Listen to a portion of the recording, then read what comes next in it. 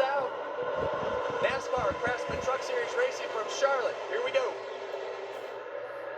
Nice push from Corey Heim. You can see he's got the tailgate of that 17 truck and pushing on them, giving him the lead all by himself. But look, behind him. You said they'd be 3 wide coming off turn 2. They were 3 wide going into turn 1. You see Tanner Gray trying to cross over Corey Heim there on the bottom. Not able to hold the bottom. He's going to lose momentum off of turn 4 here. Yeah, and you hear how much throttle time that Corey Heim has right there. A lot of throttle with these trucks. A lot of downforce, a lot of side force, a lot of draft. And that keeps these trucks really close together on these mile-and-a-half racetracks. Yeah, and I think experience there for Corey Heim really played into his hands. He went into turn 3 the lap before this, went to the top, got that clean air, and carried that momentum to the outside of Gio on the first lap. He took it to the high side of 3 and 4 and got the lead, but Joey in qualifying just so fast right around the bottom, and he's doing a nice job of gaining the lead back temporarily. Well, something I just saw there in the front of Gio's truck, when you see it, look at that garbage right there on the front grill of the 17 truck.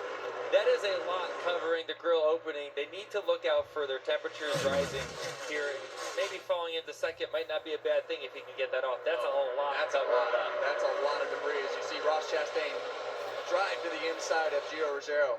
Wow, he took it down in there, didn't he? As you see Tanner Gray wiggling up the hill there. Maybe Gio can get right on the back. There it goes. You see it? I think so. Yeah, I think most of it blew off right there. Just a small piece left on the inside. Looks like all of it blew off. Yeah, I think he's good to go now. This is one thing that I noticed. Sorry, Mike. This is one thing that we covered in qualifying right there. Gio likes to run the bottom of the racetrack, and that's what won him the pole, was being able to run the bottom. See those first 2 trucks? They're going to be really difficult to pass with that momentum in the middle lane. Look at Ross way up the track after that lead.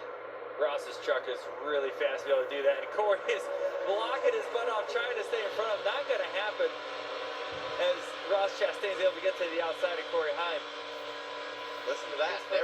Never came out of the gas and drove around him, but then lost the nose. A little bit star. He drove in there to try to clear him to make sure that he didn't get to his outside.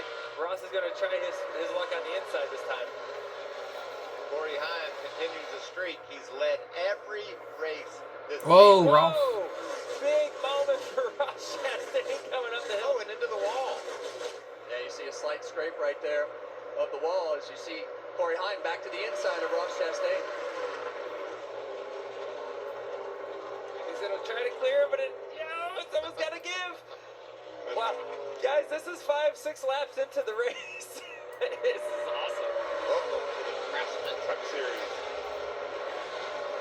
See Gio Ruggiero still down on the bottom of the racetrack as these leaders continue to battle. Ross is really comfortable up in that top lane, and you know this, Joey. He's not going to give an inch. He's here to win this race, and that's it. These other 2 are racing for points, but it doesn't seem like that really matters right now. Hey, you said it, Ross got nothing to lose. He's just out there having fun. He's like, yeah, let's go race for the lead. Why not? Try to gain control of this race, and he just finally settled some stuff out with a little bit of distance there. I'll be interested to see if he can drive away now.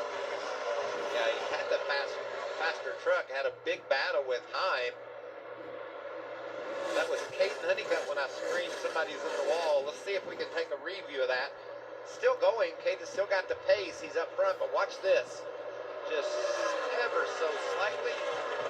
But look at that right rear bend in. That's not cool. That's really hurts the aerodynamics of the truck. Yeah, not cool. Not good at all. You don't want that. You want that right rear hanging out there in the air. That's side force. Yeah, they'll actually build these bumpers, and those quarter panels have a nice little dish, and that bumper where you saw him hit the fence right there is really sensitive as to how the shape is in the aerodynamics of this truck.